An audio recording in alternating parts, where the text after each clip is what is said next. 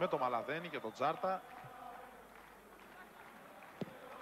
Τσάρτας πάει να πετύχει ένα καταπληκτικό γκολ και είναι γκολ εκπληκτικό. Είναι το 4-0. Αυτή είναι η ποιότητα του μεγάλου ποδοσφαιριστή. Κοιτάξτε τη φάση στο replay για να καταλάβετε τι εννοώ. Έχει σηκώσει το κεφάλι του ο Τσάρτας και έχει δει από τη μέση, από το κέντρο του γηπέδου, τον Καλαϊτζή εκτός εστίας. Και με το φοβερό του αριστερό πόδι πετυχαίνει ένα εκπληκτικό γκολ. Ίσως από τα καλύτερα μέχρι τώρα στο κύπελλο Ελλάδος στη φετινή σεζόν. Στο 40ο λεπτό, όρθιος ο κόσμος χειροκροτεί. Κοιτάξτε εδώ, κοιτάζει ο Τσάρτας. Στέλνει την μπάλα με την ιδανική καμπύλη προς την εστία του Καλαϊτζή που τρέχει να προλάβει την μπάλα. Κοιτάξτε, είναι αδύνατο, την περνάει ακριβώς από το μάτι της βελόνας, όπως λέμε.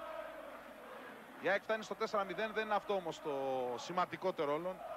Αλλά η εκτέλεση, αυτή η εκπληκτική εκτέλεση του Τσάρτα πετυχαίνει αυτό το απίστευτο γκολ θέλοντας να το πετύχει και όχι κατά τύχη, όχι κατά σύμπτωση.